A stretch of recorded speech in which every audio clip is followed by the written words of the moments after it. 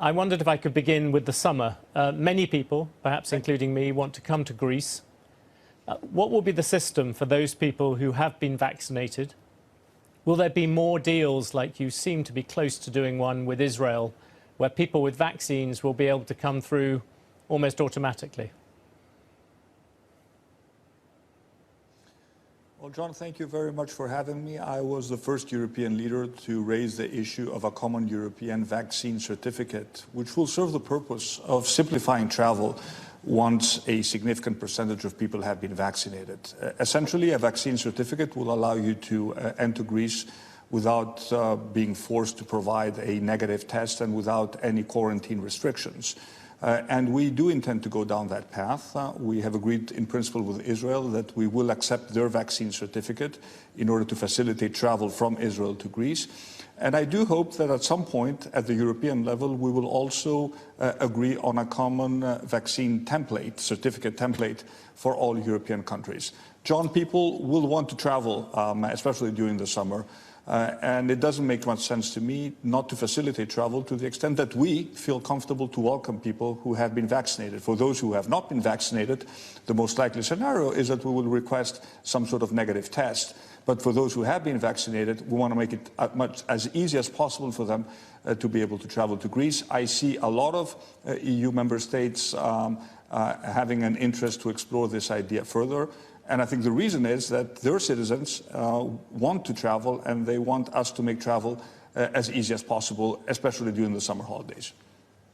And are there specific things you will do for the places that people want to go in Greece, to the islands? Are you looking to vaccinate those people first in Greece?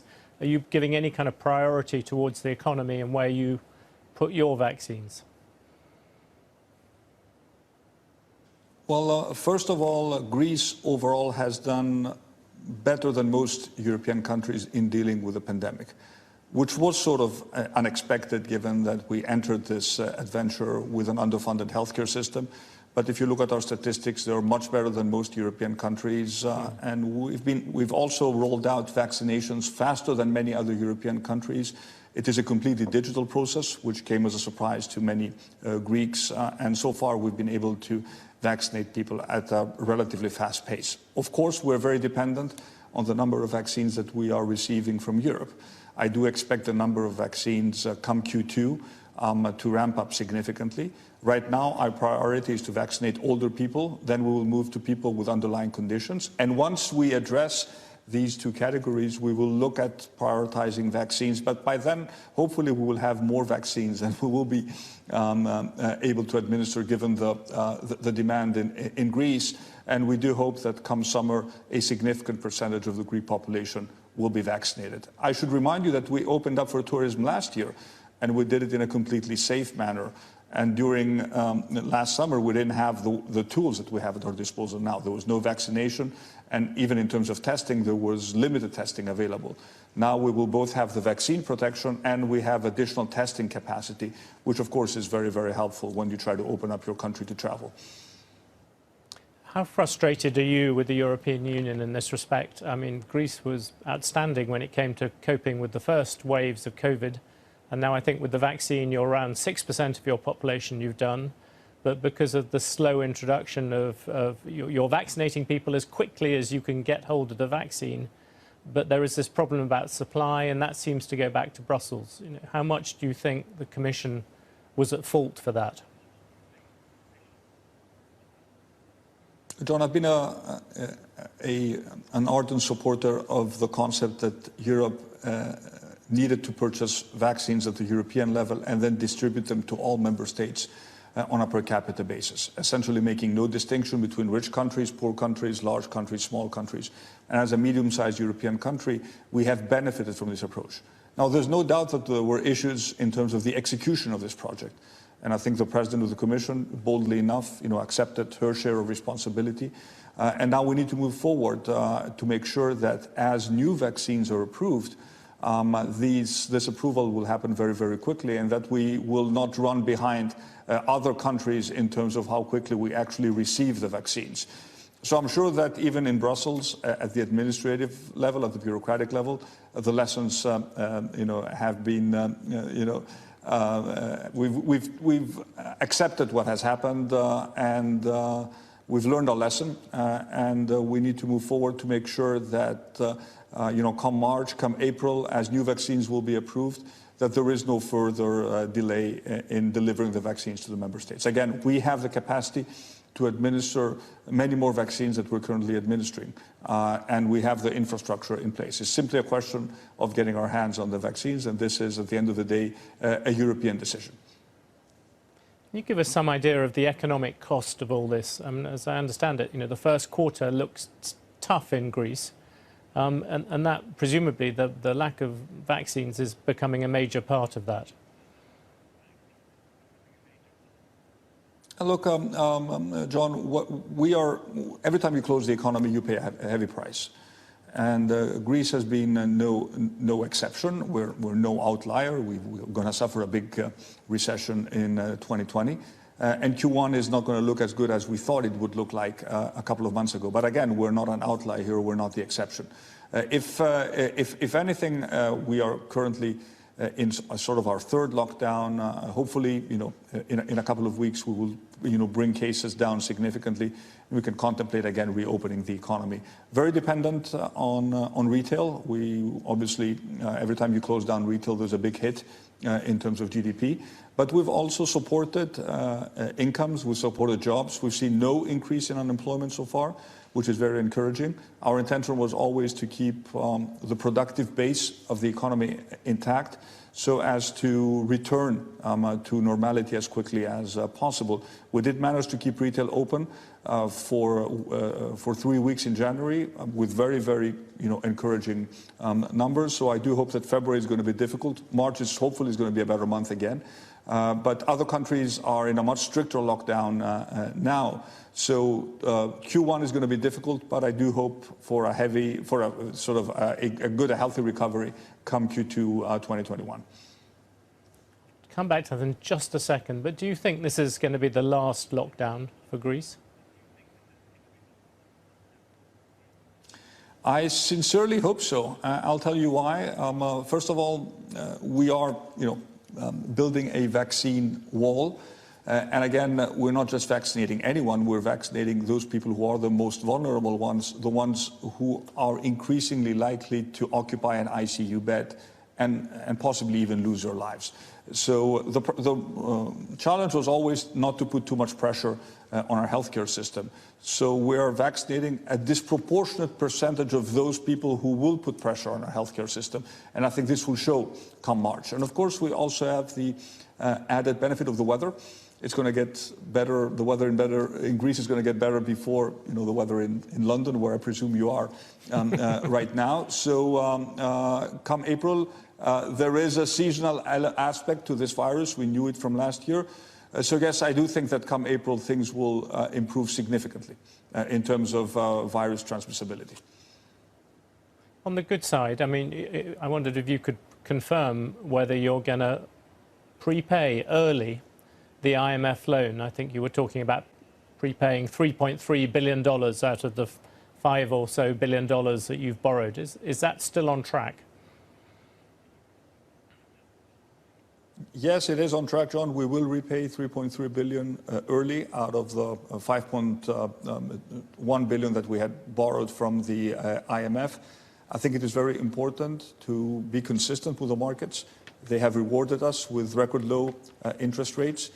Obviously, this is a function of the significant amount of liquidity that is available, but I think it is also a vote of confidence in the ability of this government to deliver real reforms in the midst of the pandemic. We've made Greece a more attractive destination for foreign investment. A lot of investors are looking at Greece right now, and we want to be very consistent in our signals we send to the markets. So repaying the IMF loan early, we had made that commitment, and we're going to make sure we stick to our word.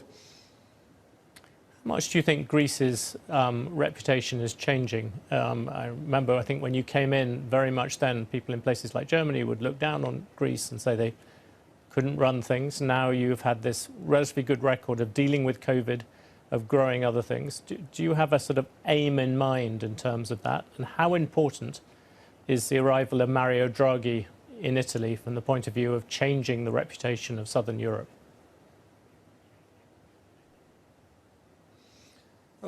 I think it is important that in 18 months, we've been in power for 18 months now, we have dealt with several crises simultaneously, not just the pandemic. We had a migration crisis, we had a crisis with Turkey to deal with, and we've been, I think, relatively successful in dealing with all these crises simultaneously. And I think we've also sent a signal, not just abroad, but also to Greeks, that this Greek state, which was always considered to be inefficient and bureaucratic, when properly managed, can deliver results to the benefit of people. We've moved the digitization project of the Greek state very aggressively in the right direction. Greeks really appreciate that, and for the first time, there is a sense that the state is really standing by people, is really helping them out, is supporting them, especially those who are more vulnerable. So I think this helps us with the Greek brand, both in Greece but also abroad. Now, coming to your second question, I think Mario Draghi's appointment as Prime Minister of Italy is excellent news for the European Union as a whole. I happen to know him personally because I met him during the Greek crisis. I think he brings tremendous credibility. He will bring tremendous credibility to the Council. And I think there is clearly a common agenda, a reform-oriented agenda that I'm sure he will also deliver for Italy. There are some common threads with Greece, the green transformation, the use of renewable energy, the synergies when it comes to energy in general. So yes, I think he will do a lot to change these stereotypes, of North versus South, which I think in a sense, John, were the legacy of the previous decade. I think in the new decade, we need to look at things from a completely different perspective. And I do intend, as far as Greece is concerned, to make this a very successful decade for Greece, a confident country punching above its weight. We've submitted our plan, a recovery under the Recovery and Resilience Fund to Brussels. It has been received, I would say, very, very positively by institutions in Brussels. So now we have the additional firepower, we have additional capital, public money, European public money, to support our ambitious reform and transformation projects for the Greek economy. It wouldn't be an interview with Greece if we didn't ask you at some point about Turkey. You've had the difficulties in the Eastern Mediterranean. You had a very interesting speech last week where you talked about Athens perhaps being the center of a new kind of Eastern Mediterranean. But all the same, you have this problem of sanctions against Turkey, where the rest of the European Union does not seem that keen on implementing them. Do you think Turkey under Erdogan can ever become a proper partner for the European Union? Look, we had a difficult 2020 with Turkey, with lots of tension. I do hope that 2021 is going to be a better year. I think we've also made it very, very clear to Turkey that what happens between Greece and Turkey is also going to affect the overall relationship between Turkey and the European Union. Sanctions are never an end in themselves, but I do think that the threat of sanctions, if it is a credible threat, can force countries to change their behavior. And this is what I hope will also happen with Turkey. We've started discussing with Turkey in a format we call exploratory talks to resolve our one main difference, which is the delimitation of maritime zones in the Aegean and the Eastern Mediterranean.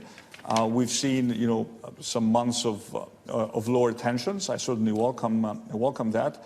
And I do hope that we will continue down that path. We're destined by geography, John, to be neighbors with Turkey. We've had periods of very good relations, in spite of the fact that some issues have remained unresolved. So I do hope that 2021 is going to be a better year. But at the same time, we also intend to strengthen our alliances, to form alliances with a group of like-minded countries that respect international law. We've proven that complicated issues of delimitation of maritime zones can be solved in accordance with international law. We signed 2 agreements, one with Italy, one with Egypt, to delimitate our maritime zone. So this is something that can be done. There is no dispute that cannot be resolved if we respect good neighborly relations, and we have a fundamental belief in the value of international law. And I do hope that at some point we'll be able to see eye to eye with Turkey on this issue.